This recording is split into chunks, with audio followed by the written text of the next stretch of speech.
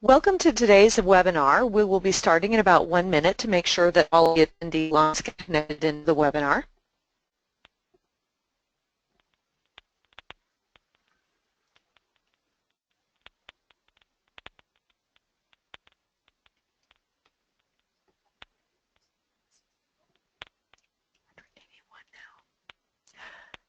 Hey, good morning. Welcome to today's webinar on emerging trends in California's registered nurse labor market.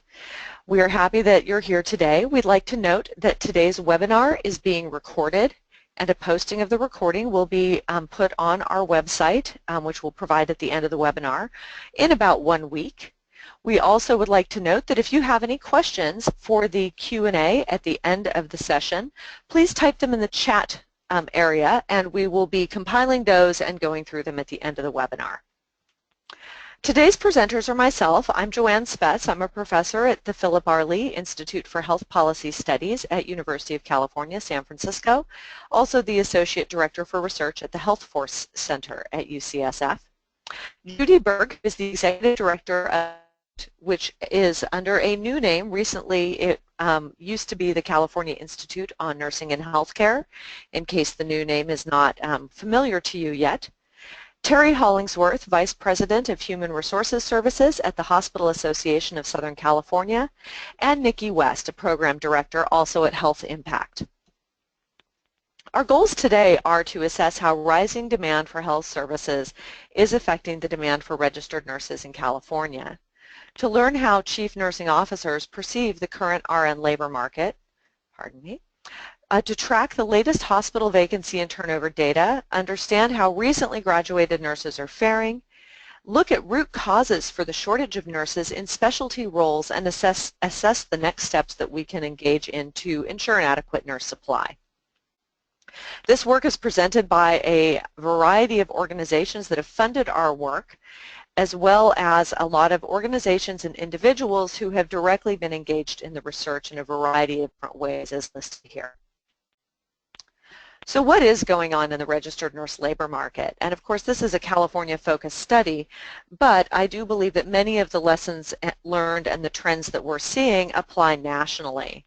There have been reports of nurse surplus since about 2009 when the recession was getting underway, with newspaper stories of new graduates who were unemployed. That the nursing shortage that existed through most of the early 2000s may not have ended in some states, but in a number of states it seemed like it did over that time period.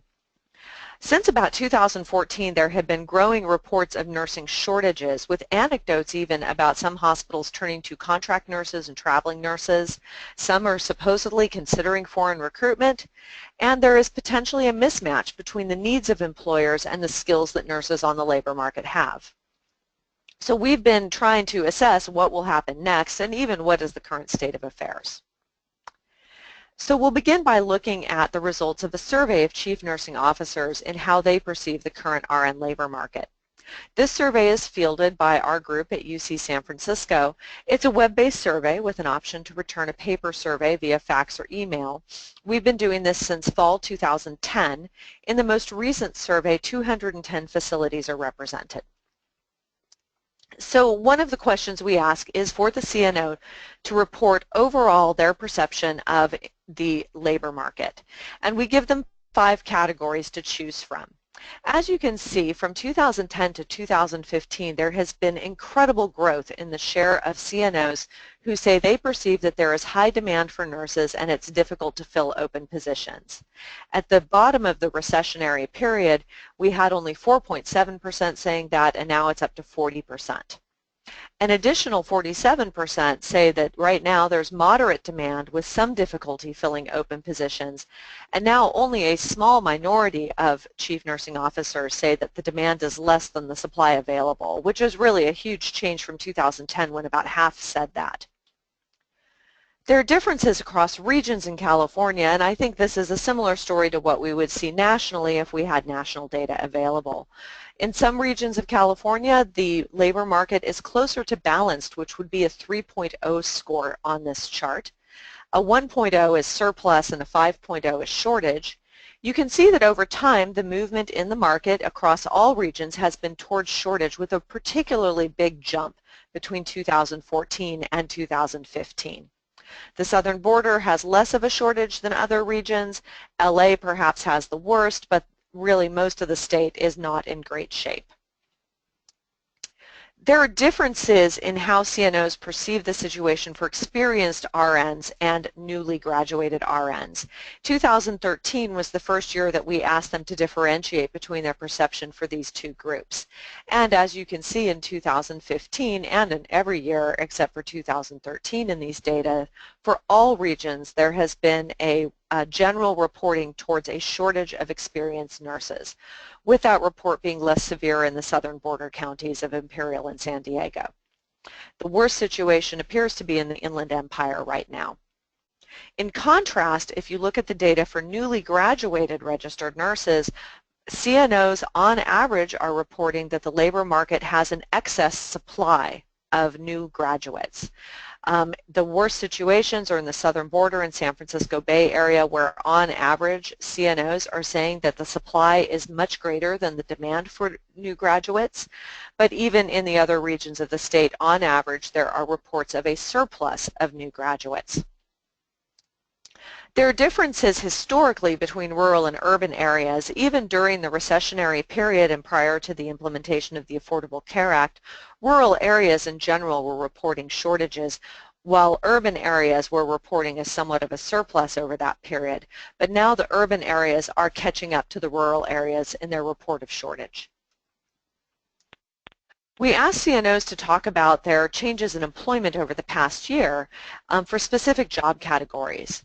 As you can see here, there has been growth in the employment of new RN graduates over the past year, with about 63% indicating that they had increased their employment of new graduates between 2014 and 2015, and more than half reporting increases for staff RNs and nurse practitioners.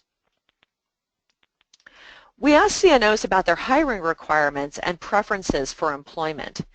I'd like to note here that the people who responded in 2015 are not necessarily exactly the same chief nursing officers who responded in 2014, so we have to interpret changes with some caution, because it could be that some of these changes are because it was a different pool of hospitals represented rather than differences within hospitals changing their policies.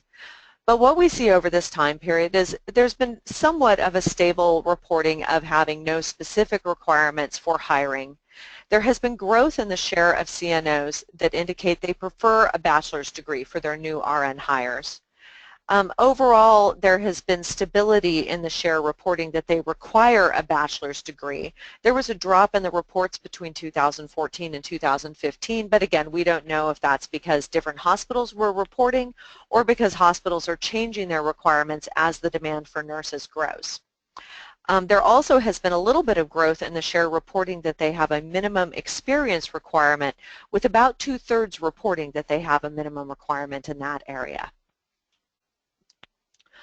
For plans regarding hiring of baccalaureate-educated nurses, as recommended by the Institute of Medicine, that we strive to have 80% of registered nurses have a bachelor's or higher degree, 75% of CNOs indicated they plan to increase their share of RNs with a bachelor's degree or higher. That's growth over the past 2 years.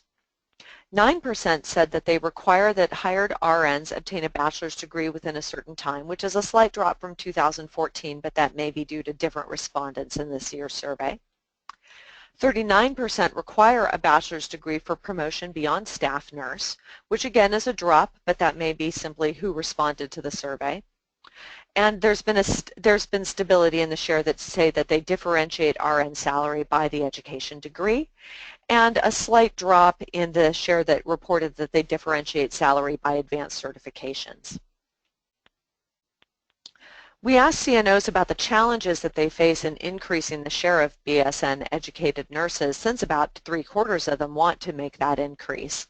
The most common barriers are about the same as they have been in prior surveys: a lack of interest among incumbent nurses, a lack of tuition reimbursement funds, lack of funds for financial incentives to nurses to pursue the bachelor's degree, a lack of programs in the community that interested nurses can pursue, and a low supply in general in the community of nurses with bachelor's degrees. We asked CNOs about their hiring expectations for the next year. And these data are summarized in this chart. In 2015-2016, they were anticipating that over this next year, that about 2/3 said they would hire more than the prior year. Only about 1% said that they expected to hire fewer than in the prior year.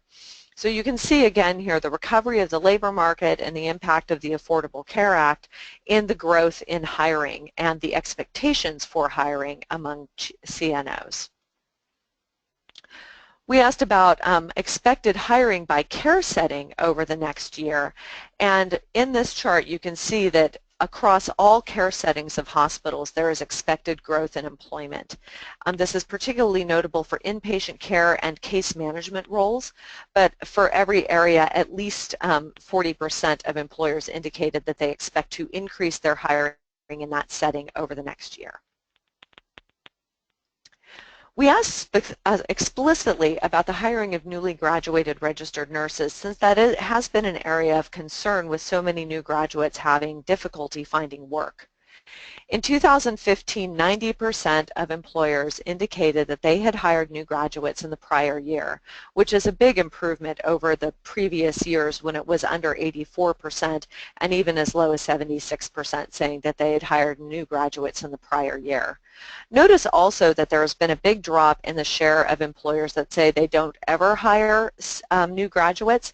Now that could be because different hospitals responded to the survey this year, but I suspect that as the shortage emerges and deepens, that employers are reconsidering the role of newly graduated nurses in their hiring strategies.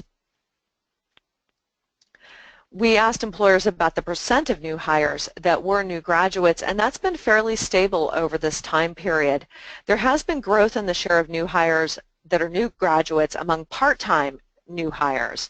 But I think the stability here is not because there's been a stable hiring of new graduates, but more that hiring of all nurses has increased and new graduates have been a stable proportion of those new hires pretty much across the board.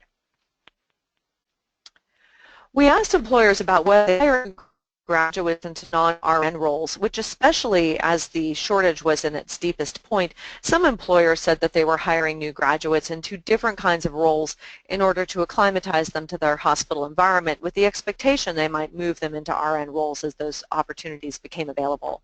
There's been growth in the share that have said that they're hiring new graduates into these non-RN roles. Over 1/3 in 2015 indicated that they were doing so. Some employers have been engaged in different kinds of residency programs, and we asked explicitly about residency programs for new graduates who are not employees and not guaranteed to be hired. 41 hospitals in our data set, so this is about 20% of the hospitals in our data, reported that they have residencies for new graduates not guaranteed to be hired. And I want to note here that there were a few large systems that reported as a whole for their system in these data. We did not count those systems for like 20 hospitals if they reported for one system, because we don't know for sure which hospitals within the system had it. So this is probably an undercount. And this represents only about half of the hospitals in California. So really statewide, it's at least 80 and maybe up to 100 hospitals that are offering these programs. Most of these programs are offered 1 to 3 times per year and last 12 to 16 weeks. They typically take 10 to 15 new graduates, but some are bigger and some are smaller, and a little more than 2/3 are a paid program. We also asked CNOs about the extent to which they hired the people who completed these residencies, because note that these are residencies for people not guaranteed to be hired. 81% of hospitals said that at least 75% of the residency completers had been hired in the last year, and about 14% said they hired less than 25% of the residency completers. I suspect that there are very different models of residencies, where some are really an opportunity to test and onboard new graduates versus others being much more focused as a strict educational opportunity, and we will have more discussion about residencies later in the webinar. The areas in which residencies are focused from a clinical perspective have been very stable over time, with nearly all of them offering some medical surgical experiences, emergency departments being very common, as well as critical care, operating room and perioperative, and obstetrics and newborn care. We asked CNOs about their expectations for hiring new graduates over the next year, and this year, for the first time, we have even shares of employers saying that they plan to increase hiring versus have no change in hiring. So about 47% of CNOs indicated they expect their hiring of new graduates specifically to grow over the next year, and only a small share, about 4%, indicated that they expect to reduce their hiring of new graduates. So again, this indicates big improvement in the labor market for new graduates over the past 5 years. For those employers that indicated they expect to increase their new graduate hiring, we asked them why they thought that they would be doing that. And there were a few new answers that they provided this year. The lack of available experienced nurses and the expected retirement of incumbent RNs has shown up pretty much in every survey as a reason for growth in new graduate hiring. But the expansion of service lines is a new item that showed up in the survey this year, as well as a desire to build a pipeline to staff their own clinical specialties. I think this last item is showing that many employers are becoming very proactive about recognizing the emerging shortage of experienced nurses that is going to grow as baby boomer nurses retire, and that they recognize now that they are going to have to build a pipeline to staff their own specialties and leverage the opportunity of having newly graduated nurses widely available to bring into those roles. So I'd like to turn now briefly to the latest hospital and vacancy and turnover data, and then we will turn over the webinar to some of the other topics. These data are shared very generously by the Hospital Association of Southern California. They do a quarterly hiring turnover and vacancy survey, and their survey goes to human resources directors. So those are the individuals who are best able to report the kind of data that complement what CNOs report to us very well. These data are the quarterly hiring data, and as you can see, there has been a big uptick between 2014 and 2015 in the hiring of full-time personnel in staff RN and aide positions, which just over 1/4 the hiring rate was 6.4% for RNs and 6.3% for aides. So that's a really, really big increase just for a quarterly period of time.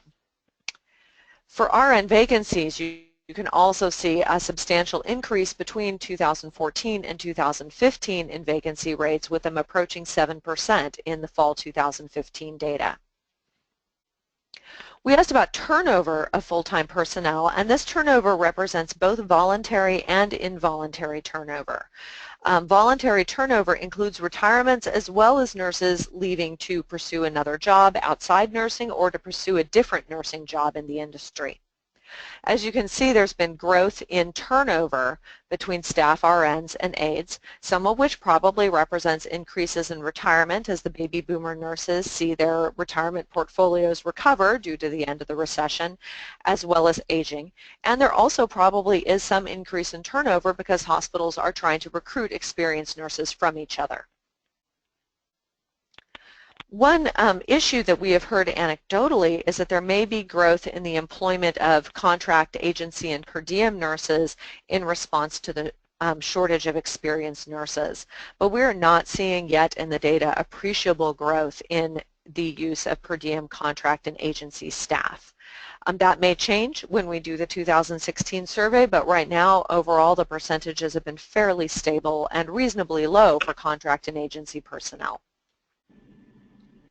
So now I'd like to turn the survey or the webinar over to Judy Berg to discuss some of the work they've been doing at Health Impact in surveying how recently graduated nurses are faring in the labor market. Thank you, Joanne, and good morning, everyone. I'm going to be sharing some data from the RN New Graduate Hiring Survey that's done in the fall of the year. The data I'm reporting on was collected in fall of 2015. This is a collaboration of multiple organizations, including Health Impact as the lead organization, along with the California Board of Registered Nursing, Association of California Nurse Leaders, and the California Student Nurse Association.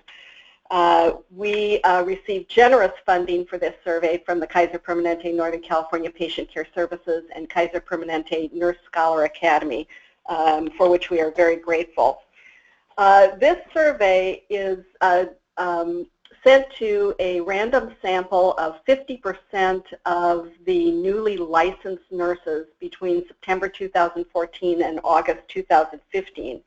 And in the year 2015, that was 11,566 newly graduated, newly licensed registered nurses in California.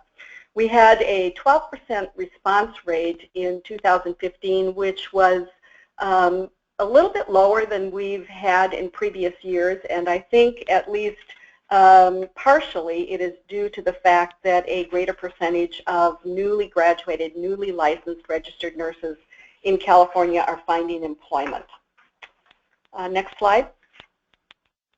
So this slide shows the hiring experiences of the new graduates, newly licensed nurses in California. And you can see that there's been a gradual uptick since fall of 2012 when we hit a low of only 54% of newly licensed nurses finding employment to the current year, fall 2015, where 74% of newly licensed nurses were finding employment in the state. That's a little over a 9% increase from the previous year, which is the largest increase we've documented to date, and a 15% increase over the last 2 years. So it's a much better environment for new graduate employment than we have seen since the recession began in 2008-2009. Next slide. There is some regional variation in the state in terms of employment, as this slide shows. The areas where it is still somewhat challenging for those newly licensed nurses is in the San Francisco Bay Area and also in the Central Coast, where 63% of new graduates, newly licensed nurses, are finding employment. However, as has been true for the last several years, the Central Valley remains the area of the state where the highest percentage of newly licensed nurses are finding employment at 86%. However, in general, all regions of the state have shown improvements in hiring rates for newly licensed nurses, newly licensed registered nurses. Next slide. We take a look at employment rates by education. Next slide, please. And these are the results that show the experience over the last 4 years. And you can see that in general there's been a preference for BSN licensed nurses over their associate degree colleagues. That preference has narrowed considerably in the 2015 data, which may in fact reflect what Joanne was talking about earlier with a loosened job market and employers willing to be more flexible in that area. The surprise, if you will, on the slide is related to the entry-level masters, newly licensed nurses. And there's probably a couple of things going on here. One is that it's an extremely small sample size. We do not have a lot of entry-level masters, newly licensed registered nurses in the state yet. And in our sample, this reflects the responses from only 58 individuals, so extremely small sample size. The other issue which may be at play is that in the entry-level master's programs, the nurses are licensed during the program. They take the licensure exam during the master's program and typically have approximately a year remaining of their academic coursework.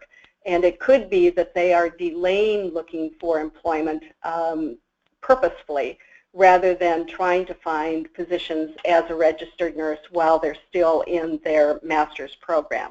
But we'll look at this, we'll continue to watch this and see if there are any trends that will be helpful to generalize information about. However, at this point, it's difficult to speculate anything as a result of this data. Next slide. We also ask about employment settings for new graduates and have been seeing some gradual changes in these employment settings. Next slide, please. The most popular employment setting is hospital inpatients. I wonder if we could have the next slide, please. It should be showing on your screen, Judy. The pie chart? What's showing is employment rate varies by education, but oh, interesting. Okay, I'm trying to pop it forward.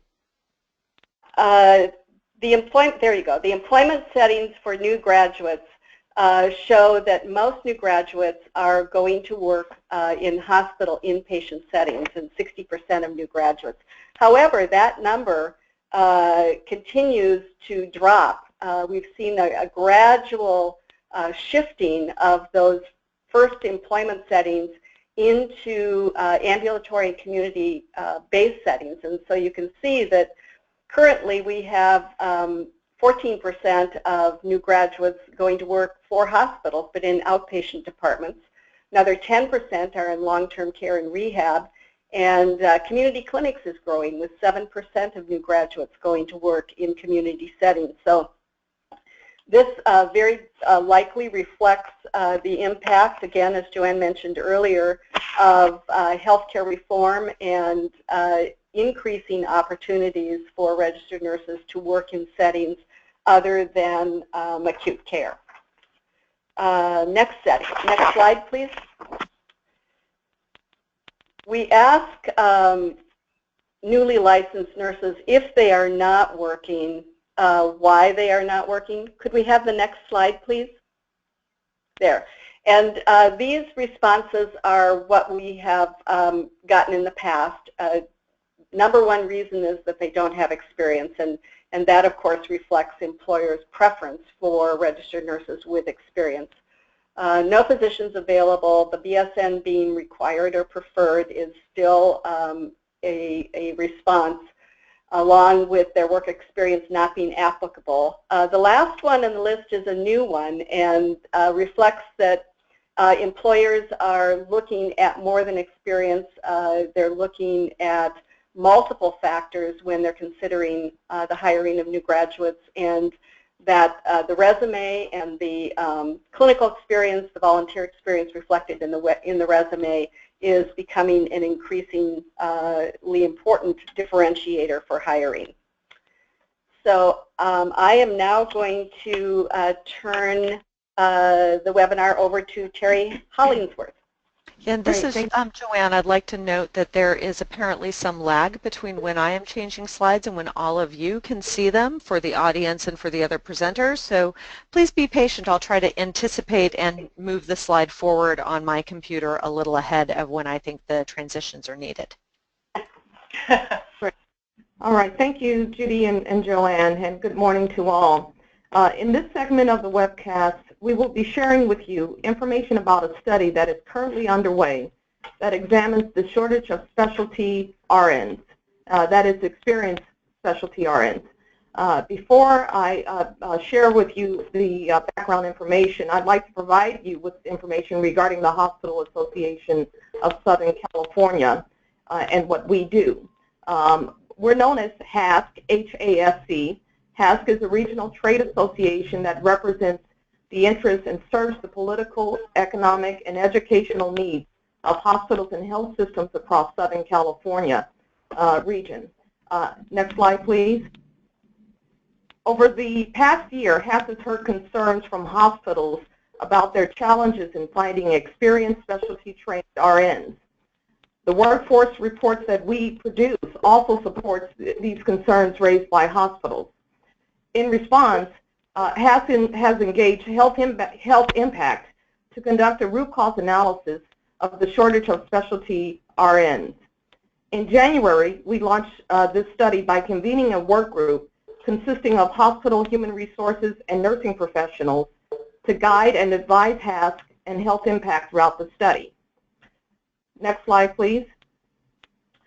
The goal of this phase of the study was to answer two basic questions. Why is it hard to find experienced RNs for specialty positions, and what can be done about it?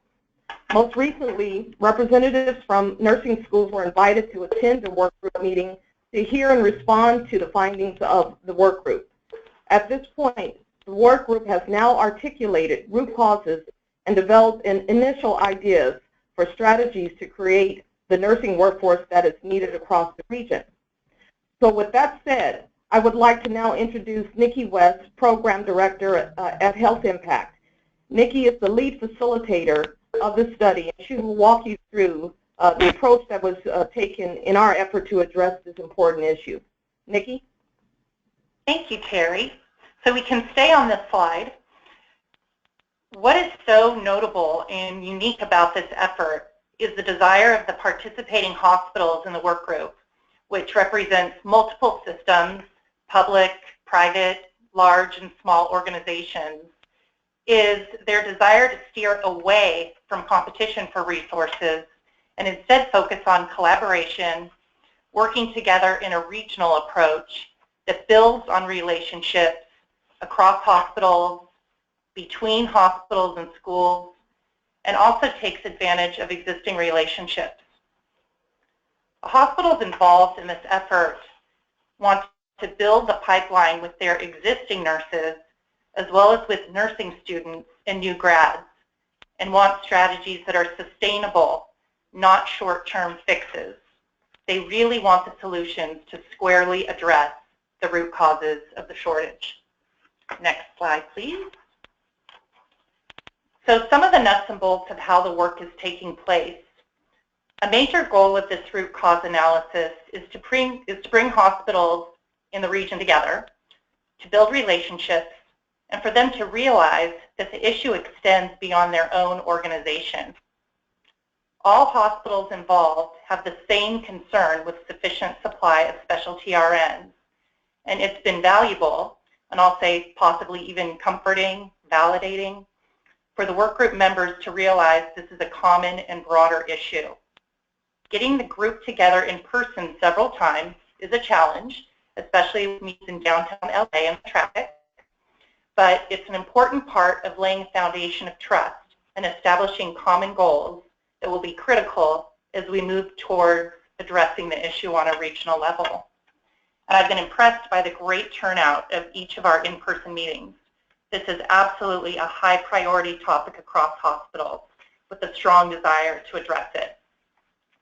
The process of identifying root causes and possible recommendations has involved researching and presenting data, both regional figures across the state and nationally, to give possible explanations for the shortage.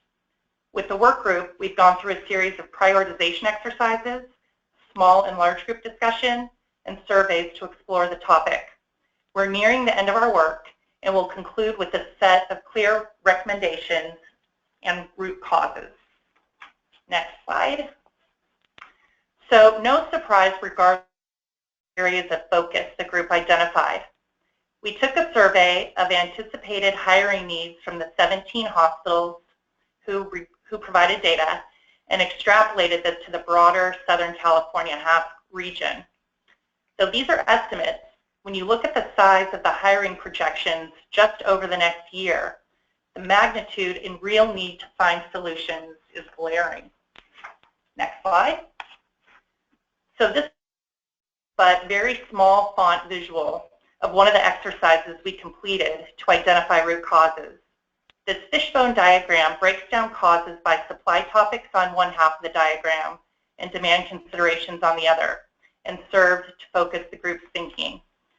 Based on input to this fishbone during one of our in-person meetings, 4 main root causes emerged, which may resonate with you. Those are the need for increased focus and educational preparation for these specialty roles, especially given new demands of regulation and increased acuity in these settings. Retirements and general departure of experienced nurses from the workforce due to age, economy shifting, nurses working less, etc. The expense of finding and paying for experienced nurses in specialty areas, and the overall stress and high intensity of these areas of the hospital, which can be a deterrent to those who could be candidates and can also contribute to turnover and burnout. Next. Once we came to agreement on root causes, we then explored strategies that would directly address the causes. We brainstormed and researched ideas, discussed as a group, then went through a scoring rubric to determine which made the most sense. We rated the strategies in terms of cost, ROI, sustainability, and direct impact. We discussed which strategies scored highest and rose to the top, then went through a voting exercise. So what is coming to the top? Next slide. A few exciting strategies. All are based on regional approaches with hospitals coming together, working with nursing schools to offer opportunities across the continuum from nursing student to experienced nurse. First, for nursing students, a specialty immersion program based on a successful elective course recently implemented at Cedars-Sinai in partnership with Cal State LA for the OR. 10 students were selected for this program, and Cedars hopes to hire many upon completion, seeing the benefits of a hiring pool and potential decrease in overtime and travelers. Next slide. Another strategy that addresses the root causes are RN transition programs. These programs, initially launched through Health Impact, are hosted by a nursing school which partners with one or more clinical sites. The programs initially focused on new graduates for basic entry into practice, but can be modified for specialty preparation and can serve both new graduates and experienced nurses moving to new roles.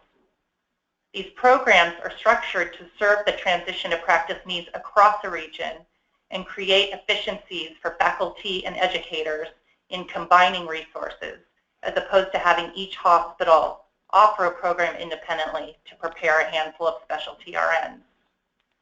It can create standardization or best-in-class for specialty preparation in a region and may create a unique, valuable setup for new graduates and experienced nurses to learn from one another. Next slide. Case management and care coordination are seen as roles specific to experienced RNs. The work group saw value in developing a course that could be offered to nurses across the region, with benefits in providing common information or a common curriculum to nurses coming from different organizations to learn about a fairly new but incredibly important role in nursing that is evolving as we speak. There's been discussion of a faculty team to lead the program to provide different perspectives. Next slide.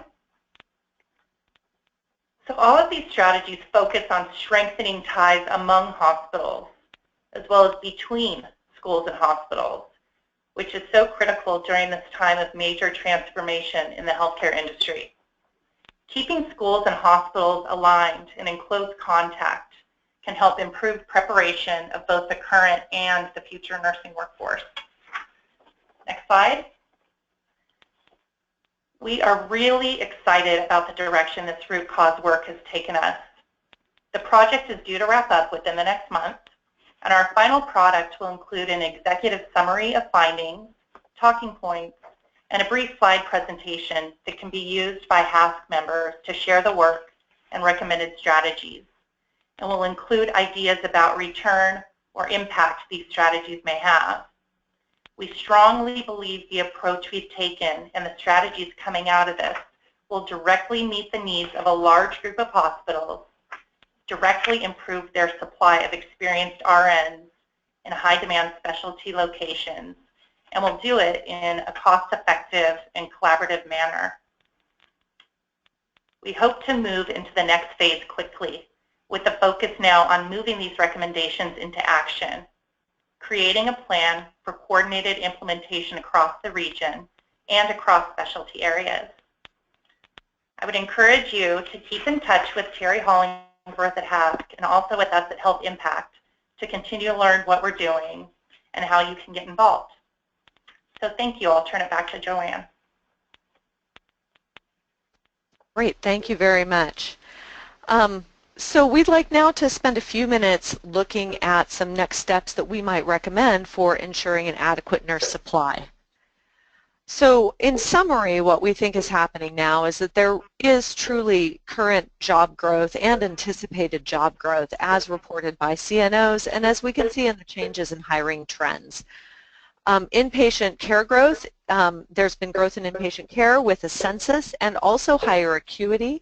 There's been growth in demand for ambulatory care services.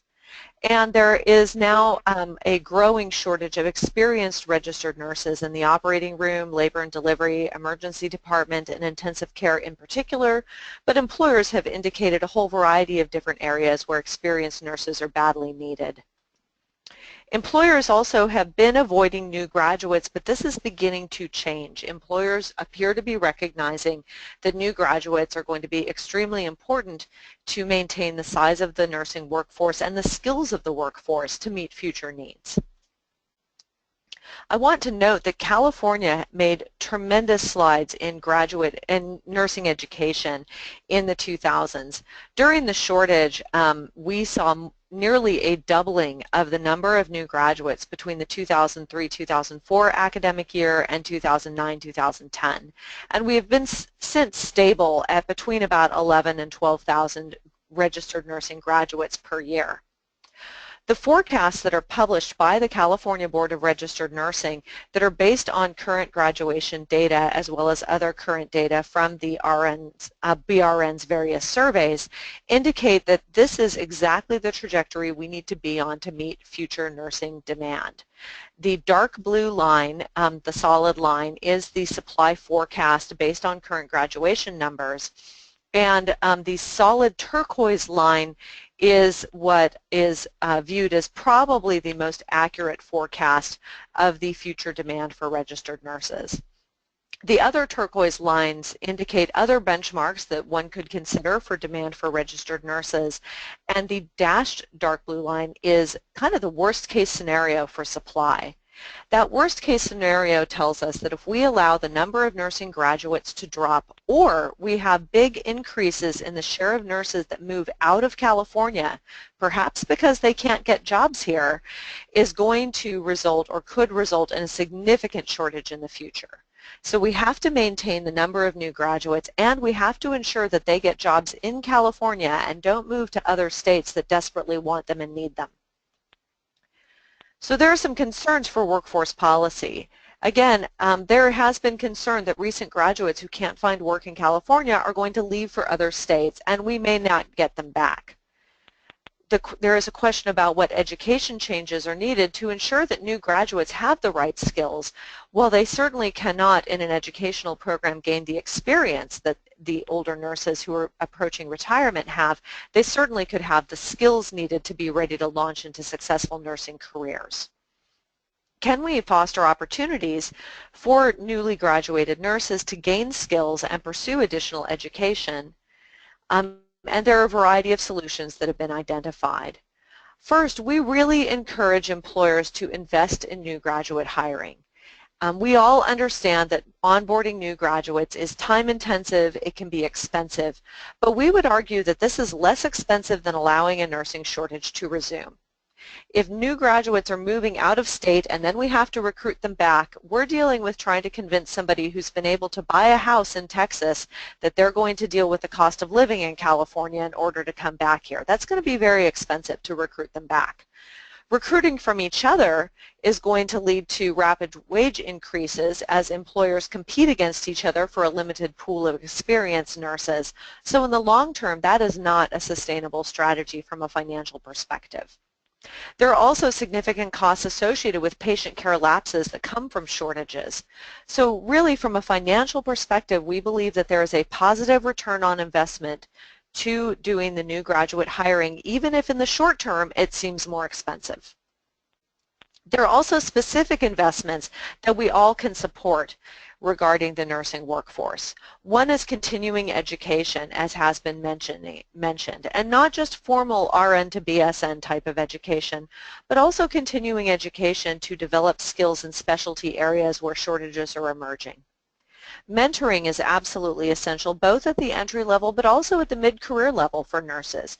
Nurses who might be thinking about focusing on case management or other in high-demand specialty areas may benefit from mentoring in order to guide their careers and their education. Employers can gain from creative hiring practices in order to try to transition nurses into jobs, perhaps bringing them into partial education and partial employment positions as they are developing their skills. Volunteering is an area of investment that many people are willing to make, but we do want to be cautious that for new graduates who might have a lot of debt, volunteering is not a long-term sustainable solution. And transition to practice programs. I'd like Judy to make a few more comments in that area because that is one of her areas of greatest knowledge. Thank you, Joanne. In the new graduate or newly licensed nurse survey that we did last fall, we do ask questions around involvement or participation in transition to practice programs. It is very much a best practice, and the evidence has been growing in this area, that transition programs are very important to long-term success for newly licensed nurses regardless of clinical setting. And so we believe that these programs need to be very widely available to all newly licensed nurses. In our survey, we discovered that slightly over 45% of newly licensed nurses who were newly hired had participated in a transition program. This was a little higher, actually, than we had discovered in the previous year, so we're very happy to see the growth in opportunities for transition to practice programs. However, it falls far short of the 100% goal that we would really like to see be available for all newly licensed nurses. We have some work to do in this area. However, it's great to see the growth of these programs, and as you can see from this slide, most of the transition programs are employer-sponsored and offered to their new employees as they transition into those first clinical roles. So lots of work to do here. Progress has been made, and I hope that a year from now I can report an even higher percentage of new graduates participating in transition programs. A few other solutions that have been identified include encouraging educators and nursing education programs in California and elsewhere to partner with employers. The solutions that Nikki identified around offering electives in areas of shortage is a really important thing to think about, especially for nurses pursuing bachelor's degrees who do have those extra time, those extra years in their education programs to do so.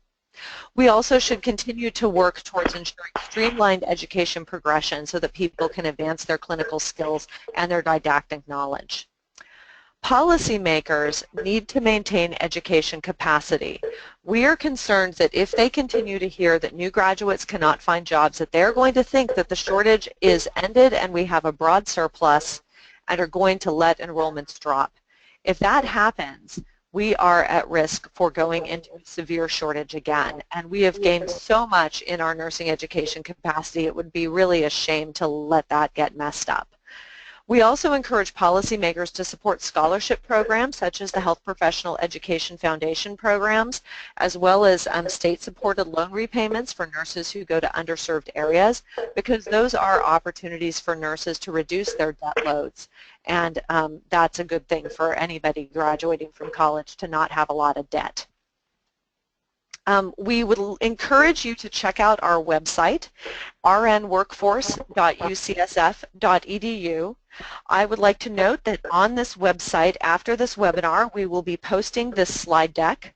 And then in about a week, we also will be posting the full report associated with this survey, which is going to include data on the specific, well, not the names of the hospitals, but the characteristics of the hospitals that responded to the survey, as well as other information. One person asked if we have a breakdown of magnet versus non-magnet hospitals. We have not done that tabulation in the past. I'll see whether we can do that for that report, which we're finalizing. We also will provide links to the other reports that are public from the work that Nikki West presented with Judy and Terry, and then Judy's other reports from Health Impact on surveying of new graduates. On our website, you can also find interactive data displays.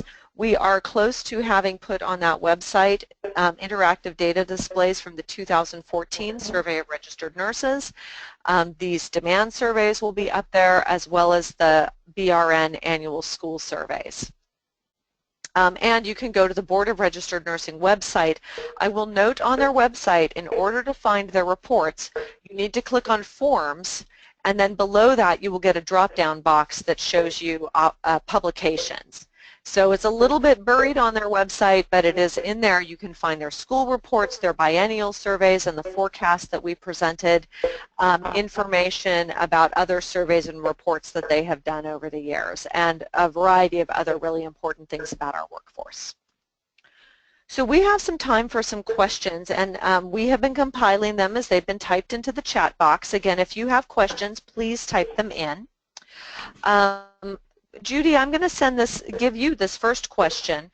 Are there any regions with a shortage of available programs for bachelor's RN to BSN? And I would add to that also for residency programs. Are there regions of the state where the RN to BSN or residencies appear to be in particularly short supply? I think I have to separate that into two questions, Joanne. There are regions of the state where the opportunity to participate in a RN to BSN program is somewhat limited, and not surprisingly, it tends to be the rural areas of our state. That would be the far northern part of California, as well as the Central Valley of California, and the Coachella Valley, the way inland empire part of Southern California. The academic organizations tend to be more clustered in urban areas, and so for our associate degree colleagues to continue on into a BSN program with a physical location tends to be easier in those urban areas. Now, that being said, there is more and more growth in distance learning programs, online programs, et cetera. And so an example of that would be California State Dominguez Hills is opening up a collaborative program for associate degree students to co-enroll in a BSN program, and they're opening it up to 100 students starting this fall. So we're seeing growth on both the public side as well as private programs that are making online alternatives for the associate degree to BSN much more possible in the state. In terms of residency programs, that is less geographically based. They tend to be available throughout the state, but not necessarily of the same kind of geography associated with the associate degree to BSN programs. They tend to be more available with larger employers rather than smaller employers, but we don't see any breakdown necessarily geographically or by private versus public employer, or even other factors that we see with the associate degree or academic progression. I think the primary drivers right now that we're seeing is size of the employer and then setting of the employer. There tend to be more residency programs right now available in acute care settings rather than ambulatory and community-based settings, but we're working to address that. Okay, Judy, another question for you that perhaps is a quick one. Do you know in any of your work who is paying for paid residency programs for nurses who are not guaranteed to be hired? Where does that payment to the nurse come from? The ones that I'm aware of tend to be grant funded. So there is some kind of a stipend or payment to the participants in the program coming through grant funding. There may be some where the employer is offering or the clinical setting is offering a stipend as well, but I think that's basically the short answer. Yep, that's what I thought as well. Thank you.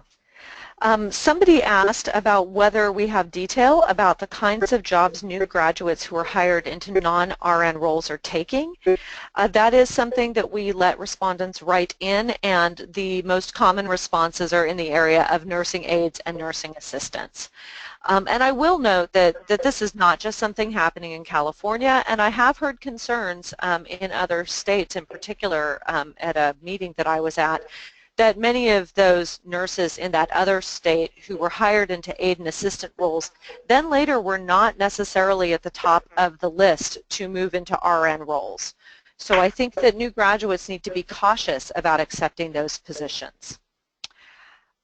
Terry, there is a question about the extent to which your hospitals that you represent might be hiring new graduates into non-specialty areas, or to what extent you are hearing of them having difficulty in not hiring graduates at all. We are hearing reports of hospitals hiring into non-nursing positions, consistent with the data that you reported, Joanne, in your presentation. We haven't yet tracked that through our own workforce mechanisms yet, but I think it's something that we will need to do at some point in time so we can understand the hiring patterns there. Great. So there's a question here. Again, I think this is best for you, Judy. There are two questions, so I'll read them both, and then, but I think they're closely related. One person commented, actually, that not all transition to practice programs are created equal, and perhaps we need to think about standards for them. And then somebody noted also, considering that the hiring for new graduates is increasing, do you predict that new graduates will become more selective about what residency programs they pursue? Oh, that's an interesting question. Couple questions there, Joanne. The comments about lack of standardization among residency programs is right on target. There isn't any standardization, and they are all over the map with homegrown programs, proprietary programs, and everything in between. Part of the work that we've been doing here at Health Impact as part of development of an update and a nursing education plan for California is to address these issues of transition programs. We really believe all new graduates should have access to a residency program, and that there needs to be some standardization in those programs. There is growing evidence around what is best practice in residency programs, and we're incorporating that into the plan and the document that we're preparing right now. So stay tuned for that. It'll be out later this summer. The second question was related to selectiveness regarding residency programs, and I would imagine that as new graduates become more and more in demand, that their ability to differentiate their onboarding experience and their first employment experience based on the clinical mentoring, exposure, guidance, support they will have will definitely be a factor as part of their decision making relative to their employment. Great. So we're going to go over time by just a couple minutes to answer two more questions. For those of you who typed in other questions that we do not have time to get to, we apologize for that. Please do feel free to email any of us as presenters. We're all pretty easy to find on email, and we would be happy to answer questions offline. I will note for everybody the recording of the webinar and the full report associated with the CNO survey will be on our website in about 1 week, and the webinar slides can go up probably later today. Somebody asked about whether we offer continuing education units for this webinar, and unfortunately we do not have the capacity to do that. So the last two questions, one person asked about the role of the Affordable Care Act in the demand for registered nurses and the extent to which the ACA's role is associated with hospitals receiving increased revenues or increased volume or some combination. And I would say my read of the data is that it's largely being driven by the growth in the volume of services demanded. Reimbursements have not really gone up. If anything, it seems like they are likely to be going down into the future. And if you'd like more information about that, please email me. We have a few different reports that we have done forecasting the impact of the Affordable Care Act on the nursing and other health workforce labor markets. This last item, I think Judy and I both could speak to some extent, was whether issues regarding faculty shortages may affect nursing enrollment in the future and whether there are faculty incentive programs for people to pursue graduate degrees, in particular PhDs in nursing or other related fields. I'll just note briefly that California is experiencing a 9% vacancy rate in faculty positions across the state, and so that's higher than it was a year ago, primarily related to faculty retirements, et cetera. There is growth in clinical faculty roles and in opportunities for nurses with advanced education in clinical settings to participate in joint appointments and other academic methods of bringing them into faculty roles. But I do think faculty shortages are of concern and have potential for limiting the present level of engagement in our nursing education programs. I do think we have to pay attention to it.